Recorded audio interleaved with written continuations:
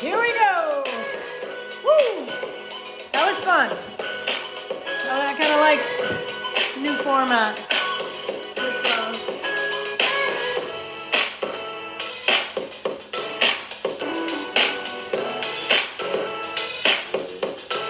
All right, guys. Here we go. What's up, Mel? What's up, baby girl? I'm so glad you're in my life. Yes. Yes. I'm gonna twist it here, man. Hey. What's up, Laura? Look at this crazy hair. What have you guys done to me? Finishing buyout. Right on. Yeah, you guys have 100 butterfly sit-up buyout if you guys want to do it right now while I'm into coffee talk. Yeah. I think I see some gray hair. I hate that. No, I don't hate it. It's just weird. Nobody ever tells you, like, you're going to get old and your hair is going to get gray. You're like, not me. That's never going to happen. It happens. It's about being graceful. It's about, you know, like, done. I'm 35 and I have gray hair. Yeah, I know.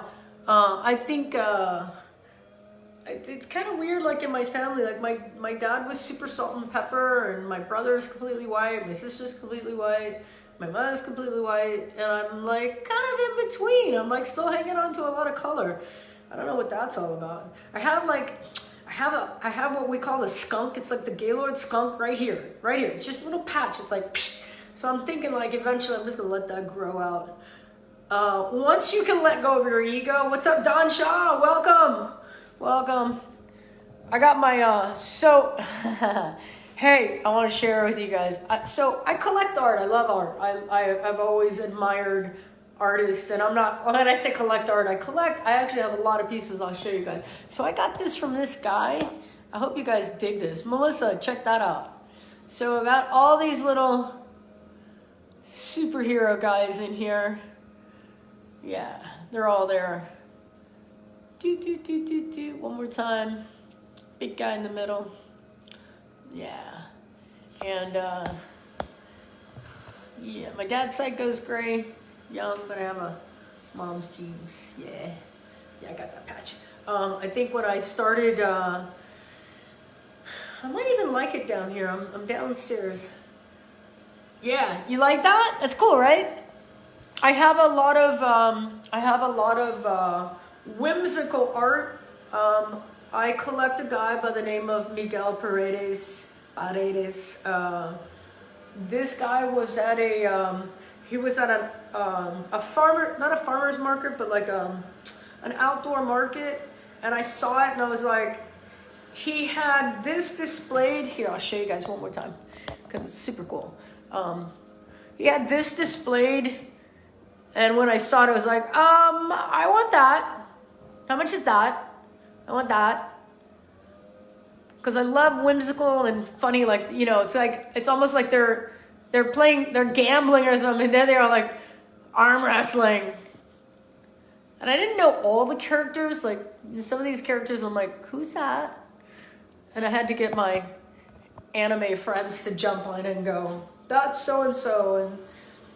But I just love this detail, and I love, like, you know, artists that are out there. I have a bunch of art. I'll show you guys some other stuff.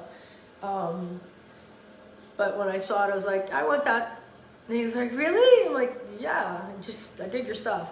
I love artists that are out there that nobody knows about. And it's just, art is, what do they say, subjective? Like, it really, like, you know, beauty's in the eye of the beholder.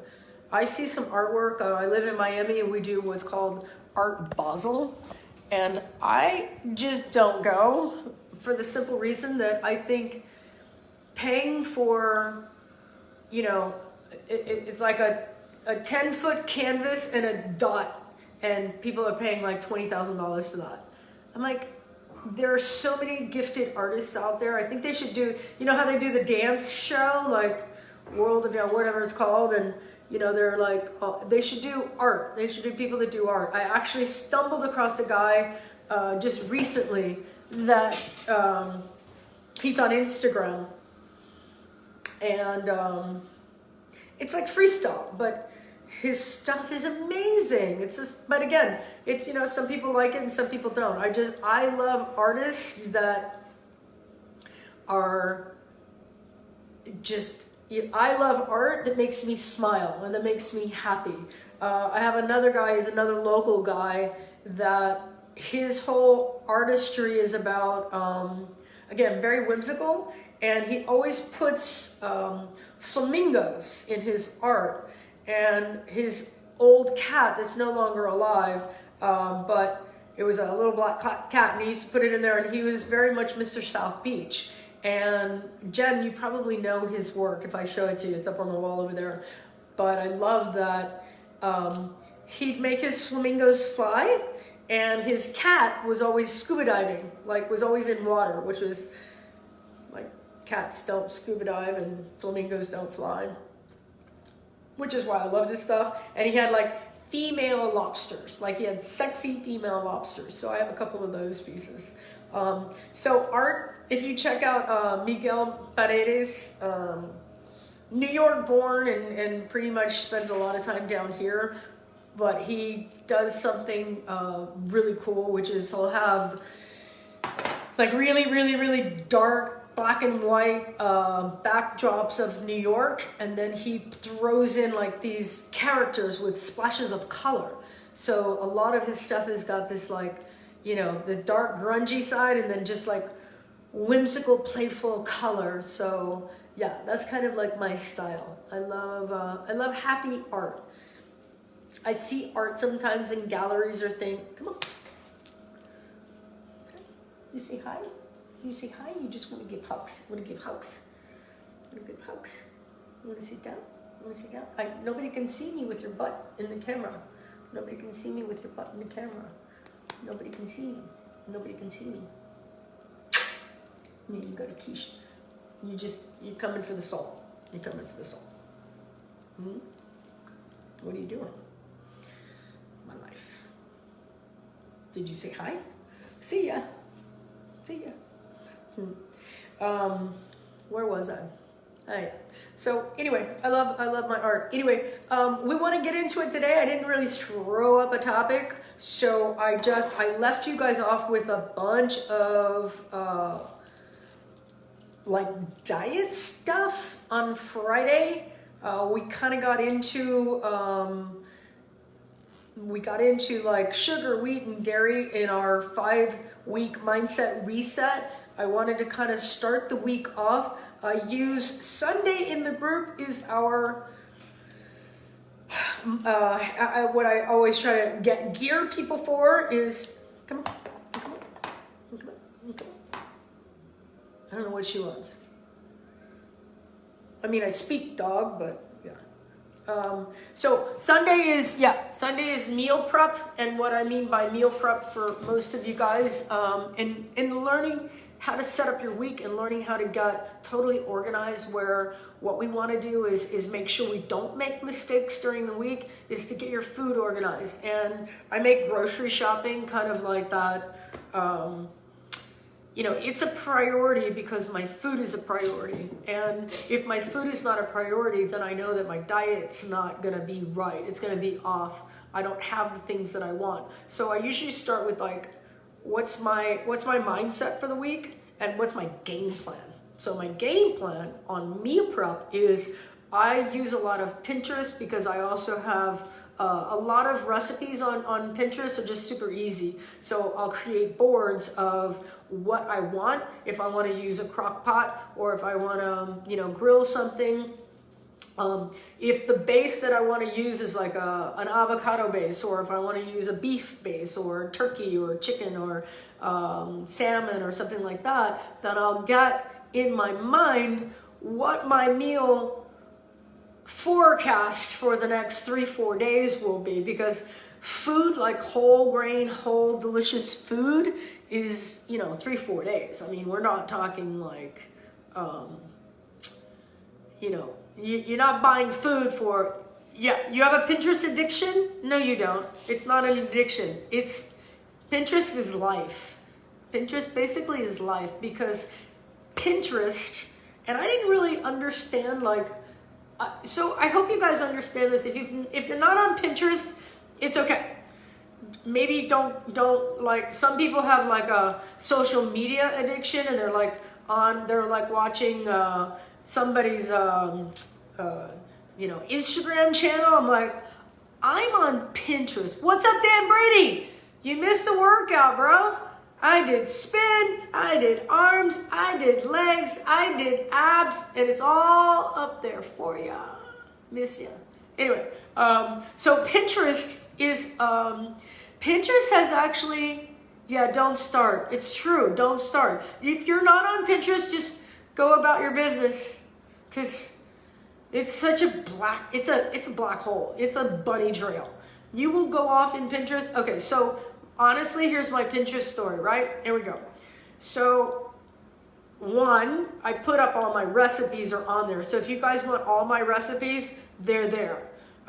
You can actually make I have some boards that are just private. It's just me, because I'm designing my house, or I'm looking for pools, or I'm looking for shoes, or, I'm looking at beautiful bodies. I'm looking at, decorating things, or I'm looking at, bedrooms, or places to travel to, and vacation spots, or, each board, or I go down like a martial arts thing, like, oh my God. And then it layers itself, and it layers itself, and it layers itself. What do you say, Dan? I was working since 7 a.m. Okay. Don't forget, it's posted. My workouts are posted, so anytime, jump on them. Yeah. So that's Pinterest. So if you want to think about your meal prep, you can use Pinterest as a way of organizing. If you said, I like to say, I want an avocado base. I want to do stuff with avocado. I just got 3 beautiful large, because I normally get the Hass avocados, because they're just a little bit different flavor. But I got some Florida avocados, which I love also. But I got some big ripe ones. They're sitting in the window, because I figure over the next couple days, I'm gonna go ahead and do a tuna base with an avocado. Now, how do I want to do it? Do I want to do it as scoop out the avocado, that kind of thing, and mash it up like a guacamole and mix it with the tuna, or half and half, and then put the tuna on top, and some lemon and pepper and blah blah. There's like a million things you could do. There's a million different ways to go, but I really set up my menu by going, buy avocado, buy tuna, buy that, make sure I have all the ingredients. And then when I go to the store, which is frightening to me, because I still have friends that are like, they grab a grocery cart and they end up in the grocery aisles staring aimlessly. And I'm the beep, beep, out of the way, let's go. Zoom, zoom, zoom. I know exactly where everything is. I know exactly what I need to do. Eggs are there, almond milk is there, almond cheese, boom, boom, boom, boom, boom. I just go.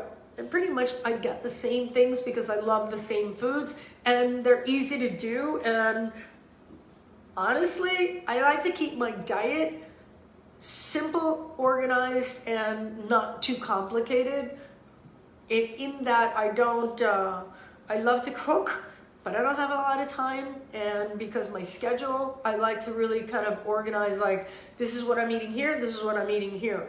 So for the most part, a lot of people just go to the grocery store. Go to the grocery store hungry, which is a no-no. It's a big no-no. And it's hard to get people into the habit of doing that, but I'm like, just have a shake before you go, or, like, look at this hair growing out. What? Growing it out again. Yeah. Have a shake before you go to the grocery store, or eat something. Eat something before you go, because you're going to be tempted to buy things when you see it, because the grocery store is very tempting to buy and eat things that are not on your diet. And when I say diet, I don't mean like, oh my God, I'm dieting, I'm starving. No, eat food, man. Eat food but eat good, healthy food. Organize yourself so that you're organizing your meals. Guys, if you're not on Mindset Reset, I can't help you. I can get on here and have these conversations, but a lot of you are just aimlessly going out there. And then you end up at the grocery store and you're like, what do I get? What do I buy? Oh my God, I'm lost. How are you lost? You're meal prepping. What's your menu? How many meals do you need during the week? If you're on shakes, those are 2 meals. You need 1 meal a day for 5 days, 4 days. You can get fish, you can freeze it. You can freeze anything and then go accordingly. So what are your spices? Do you have everything? Do you have your garlics and your salts and your peppers and your oils and your balsamics? And do you have all of those things set up? Yes. Okay, great. So what are your bases? What do you want to eat this week? Oh, I don't know. What do you mean you don't know? What do you think you want to eat? Because you're probably eating the same things for the past 30 years and you just complicate things in your own mind instead of saying, oh, let's see, let's get 3 pieces of salmon. Let's get a chicken breast. We'll do crock pot chicken breast. And I'll have that Tuesday and Wednesday, and then I'll do fish on Thursday and Friday, and then I'll do a chicken breast and a thing, and then a thing and a thing, and I'll switch it out, and maybe some beef, maybe some eggs. I'll do some eggs in the little thing, so I gotta get eggs, and I gotta eat that, and I gotta eat that. Done! And then go to the salad section. I got my arugula, my watercress, my leeks, my kale, my this, my that. I use like a ginger dressing. Boom, I got that. What else do you need? You need tuna. Get your tuna. Get good tuna. I get tuna in the pouches. I open them up. I empty them out. I mix them up. Whether they're plain with the Evo, with the olive oil. Boom. So good. High fat, good protein, no carbs, and no junk. Nothing processed. Nothing that's like, over processed at all. That's what irritates the lining of the gut. Boom, you want to be clean. You want to feel like jungle warrior. And a lot of you are eating shit. You're eating crap. All those bars, and I have bars, but I put them in like where I need them to go, where they fit. Like if I'm on the road or I'm traveling, I'm reading 5'7", 157, a lot due to you. Yeah, Dan. You hottie McHots. Good. I love that. That makes me feel good. I love that you're benefiting from either benefiting from the work that I've done over the years, and I keep 40 years in this beautiful, amazing industry. It's funny because people like back in the day was like, would look down at a personal trainer like, personal trainer. I'm not dating a personal trainer. I'm like, really? Okay. And like literally people like that. People are like that, right? And then it's like that like, or you're a fitness instructor, and you idolize the fitness instructor, but then you're like, oh, but in society's world, you're not of value. I'm like, I'm pretty sure I make more money than your dad. And I changed the industry. I know I did. I know for my classes, I was like, no, you got 100 people in that room that sign up just for my class. That's called member retention. People will go in that front door, not use one piece of equipment, and go straight to the fitness room because of me. You pay me more or I'm out. And that started years ago. And for some reason, the scales just flipped. There are a lot of people out there that are, following the trends and following what the gym, Zumba. I'm like, fuck Zumba. Like, seriously? Do your own thing. Go your own way. Be independent. Be creative. Like, knock their socks off. Be a performer. Raise the bar. And be so invested in your craft And I very, very rarely hear people say, this is my craft. I don't follow anybody. I create. I create. I've been creating. I've been creating since I'm 16. Cardio Combat, Final Cut, Sweatshop. Hey, I created today, Wheels and Weights, right? Wheels and Weights. Let's keep it going. But that's not about me. That's about you guys. It's about you guys looking at the integrity of your performance and your movement. We want to live to 100 strong. I think we need to like have a new tagline: 100 strong, 100 strong, and then let people figure it out and be like, what's 100 strong? And you're gonna go just like that. Go, girl. 100 strong is where it's at. Yeah. Just saying. Yes, people are like that. Get it, Dan? Yeah. What's up, Carolina? I want you guys to understand where we hear so much that's out there, and I'm with you. I really am. I kind of ache for you guys because I also see that there's so much information out there, and there's so much misinformation, like totally miss the mark. And people are so different. Like our physical bodies are so different.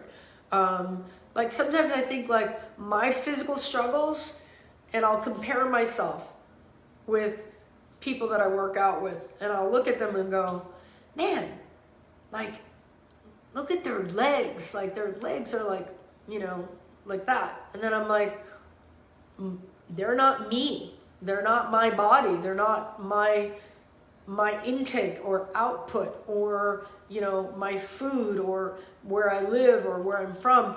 But yet I'll compare myself, which is the mistake we make in general in life when we start getting from our head. And this has to do with so many societal issues right now. I can compare so many things. I can make a list right now of what's going on in our world and our culture, that people have so much, their minds are so like disenfranchised from who they really are. Like, you know, I don't even want to get into it because it breaks my heart when I hear people talking about, you know, who they think they are and who they really are and who they, you know, compare themselves. If you're comparing yourself to like those Kardashian people, sorry, like they're not real. They're like avatars. First of all, the way I love to see people like I am right now, like, okay, I have lip gloss on, to be fair, but because I love it. I love lip gloss. I do. I love it. I'm just like my mom. So I went to go visit my mom, and this shit's expensive too. And we go cruelty-free, by the way.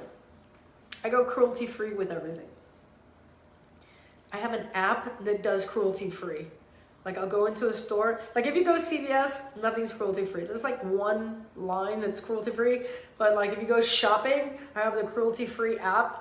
Like if I'm not sure about a shampoo and I look it up, they're like, warning, they still test on animals. I'm like, oh no. Nope. You know, I gotta do my part somehow.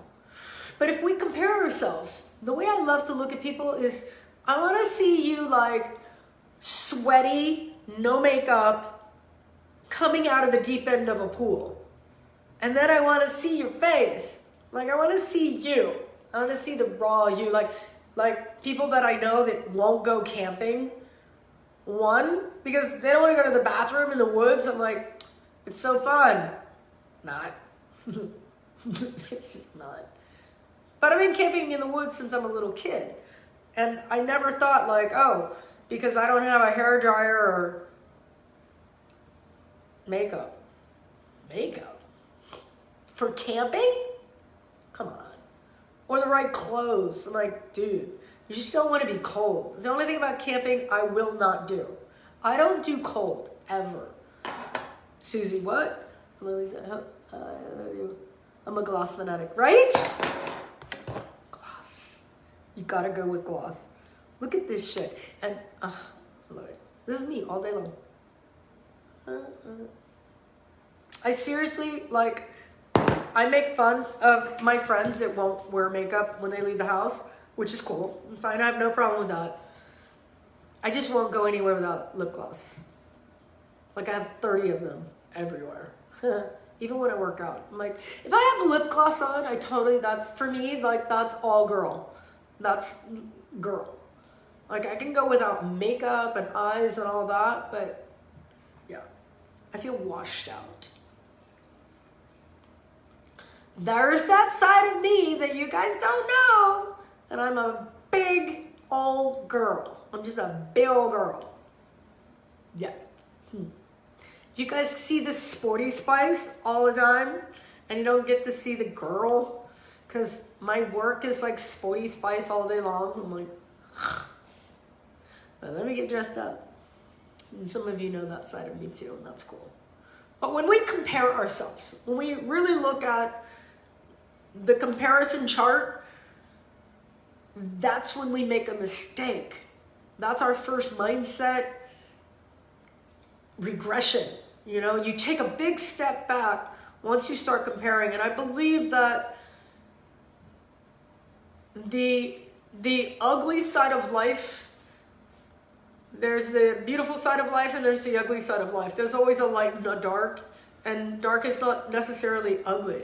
Sometimes darkness creates the light. Sometimes the darkness is where I feed my energy, and when there's light, you see everything, and you're like, there's some craziness out there. And a lot of people that are going through mental health issues, a lot.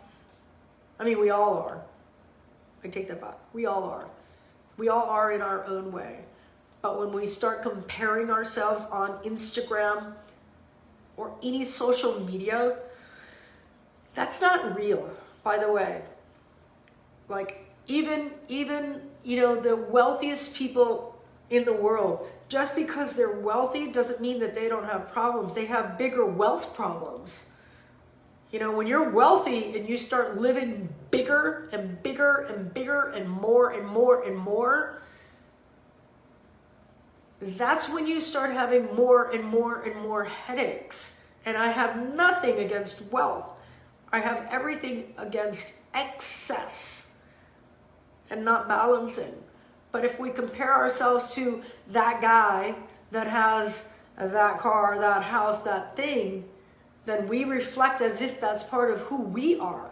I'm not there, I'm not that, so I'm less than, and so not true. So not true. You see some of the most incredible people in the world that are minimalists. I dated a minimalist. It was the greatest lesson that one of the great lessons I ever learned, which was like watching someone who was so incredibly wealthy and jeans and a t-shirt. To this day, jeans and a t-shirt. Walk into a meeting, boardroom, people lined with, you know, the suits. And this person was jeans and a t-shirt. It was like running the meeting, owning the room. Okay, thank you, gentlemen, and be done. And it's because of confidence, because of your confidence, because no one, absolutely no one, and I hope this lesson resonates with a lot of you right now. Sorry, congested, as always. When you're in your 20s, you think everybody cares. And you think that everybody's watching you. In your 20s, you have a mindset like you have a boulder on your head. Like, oh my God, everybody's watching me. Everybody's judging me. Oh my God. Then in your 30s, you start getting to a place of, not that many people are really caring about what I do. And then you move into your 40s, and eventually you start shaking off that nobody really cares. And no one ever really cared. And then you're coming out of your 40s, and thankfully I have moved into my 50s. I'm so happy to be here because no one can really tell you what you're about to go through when you hit your 50s, that no one ever cared, and no one was ever watching, and no one was ever interested in your crap. And it's a great place to be, that you get to a place in your life where you're like, holy shit, why was I worried about what other people thought of me? Why was I worried about what I was driving? Why was I worried about what I was wearing? Why was I worried about some stupid stuff that nobody really cared about? Because people have their own shit. And when you grow up and you mature and you come out of that mindset of caring what other people think, and I'm not talking about being a dick, I'm talking about, I don't care what people think about what I wear. You think when I was in my 20s, I'd have blown my hair out and put on some makeup and a cute shirt and show my abs and what the fuck?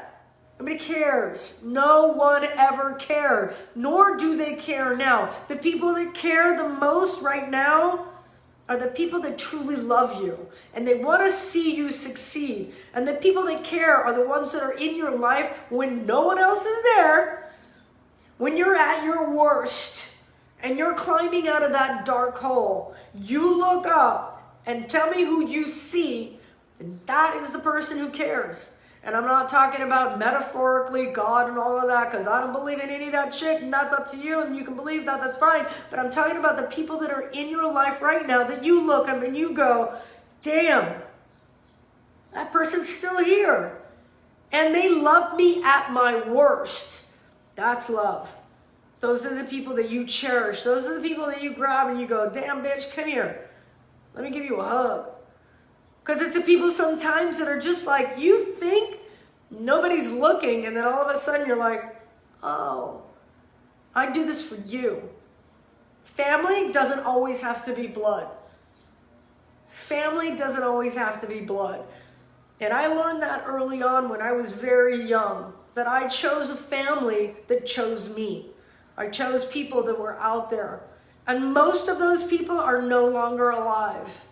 Because I grew up in the era when we first discovered what AIDS was all about. And let me tell you something, there's nothing worse than having a picture of 30 of your most amazing, beautiful, gorgeous male friends. And I have those pictures and they're gone. But those are some of the most amazing people I've ever had and some of the biggest lessons in my life. You guys are writing to me, I'm going to read what you're writing. Hold on. Half the executive producers I've met at the award show. Okay. I've known you 25 years and you are amazing. I'm exactly like you, my friend. Yes. Love you, Dan. You're the best. Love my crone years. Yes, it's a state of freedom. Wish I could have had this mindset back then, but I guess it's part of the journey. Just like to feel pretty. And if I don't care that day, you can tell. Yeah. Danny, what's up? Yeah. I hope I resonate with you. If I do one thing in my legacy of I chose the executive pathway when I was younger. I was supposed to be a college professor because that's kind of like our thing in our family, and go to school. And I was like, I didn't want to. I didn't get it. I didn't understand. Grade 13 was like, no, I got shit to do. And I found conflict in the intelligence of the teachers that I had. And not that I thought that I was really smart. I just felt like all we do is move. We go into a classroom, sit down and open a book, and you just read from the book. And then you tell us to read more from the book and then test on what we read. I just don't get that concept whatsoever. It made no sense. And also, I really had a hard time with history, and it's really coming to light now. It's like, okay, white America, but what about other cultures? Like, I felt that my schooling was very driven in a very particular pathway. I don't know about you guys, but I got more education in getting on a plane at 16 years old and going to Europe for the first time and traveling all over the world. Every time I would get on a plane, it was like, whoa. And go to a different country, you're like, your brain just opens up and you go, oh, wow. There's a lot going on out here. There's a lot going on out here. And it's just, where I'm grateful and thankful in my pathway, we also have to find our own pathways. And it's not always a straight line, and it's not always to the point that you want to get to. Sometimes we're thinking it's cultural. You're set up in a cultural, bubble. Like if you go to college and you get the guy or the girl or, the house and the pool and the yard and the boat and the dog and the picket fence, and I'm like, I don't know what that means. I just don't understand it. That's not, picket, what? No, I want to go. I want to be free. I want to go there and I want to go there. So I really took a different pathway, and it's okay for you guys to take your own pathway. And remember this.